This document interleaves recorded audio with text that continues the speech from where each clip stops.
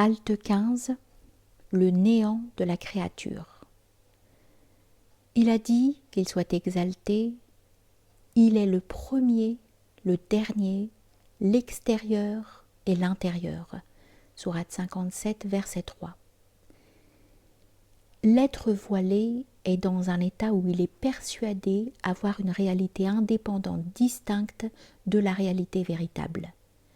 Cette réalité indépendante est considérée soit comme contingente, selon le credo des théologiens, soit comme éternelle, selon ce que croient certains sages.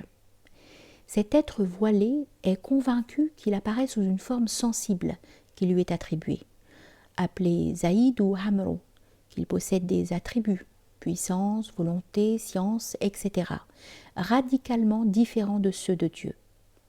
Il estime aussi que les actes qu'il produit lui appartiennent en propre et qu'il en est l'agent, soit par création, soit par acquisition.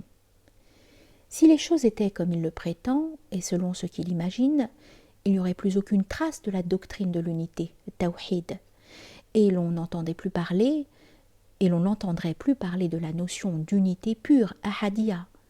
N'apparaîtrait plus que l'associationnisme dualiste, seul à s'imposer alors.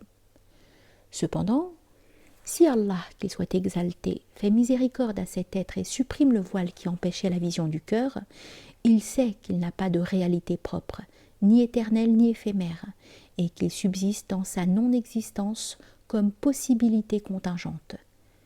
Le possible en tant que tel n'a pas de réalité propre. Ce n'est qu'une conception rationnelle puisqu'il est un isme entre le nécessaire qui ne peut être anéanti et l'impossible qui ne saurait s'affirmer. Tout isme est dépourvu de forme propre et demeure inaccessible au sens. La forme sensible de cet être voilé de ses semblables ne lui appartient pas, car si elle était sienne, il serait lui-même celui qui apparaît, puisque la forme d'une chose est ce par quoi celle-ci se manifeste. Or, la possibilité contingente, par essence et par nature, ne se manifeste jamais, car elle n'a jamais eu et n'aura jamais de réalité en soi. Il n'y a que Dieu à se manifester par les modalités des prédispositions des possibles, ces modalités sans réalité propre n'étant que de pures relations conceptuelles, dépendant du point de vue des êtres manifestés. Tout ce qui se manifeste est donc Dieu sous le rapport de son nom, l'apparaissant, l'extérieur, du fait de sa parole. Il est le premier, le dernier, l'extérieur et l'intérieur. Par ce verset, il annihile, qu'il soit exalté, la réalité de toute chose autre que lui, ainsi que l'a affirmé el Chadili, qu'Allah soit satisfait de lui. En effet, rien de connaissable auquel on peut donner le nom de chose n'échappe aux 4 principes cités dans ce verset. Il n'y a pas de premier sinon lui, pas de dernier sinon lui, pas d'extérieur sinon lui, pas d'intérieur sinon lui, étant entendu que la définition de chacune des 2 parties, complémentaires d'une chose, entraîne la connaissance totale de celle-ci. Quant aux attributs que cet être est persuadé posséder et qui seraient radicalement différents de ceux de Dieu, il se trompe. Ce ne sont que les attributs de Dieu. Ils ont leur fondement réel en lui, mais dès qu'ils se manifestent dans un état conditionné, leurs effets apparaissent eux aussi comme conditionnés, car le conditionné ne peut produire que des effets conditionnés. C'est dans la mesure où le conditionné est libéré des lois du conditionnement que ses attributs le sont aussi.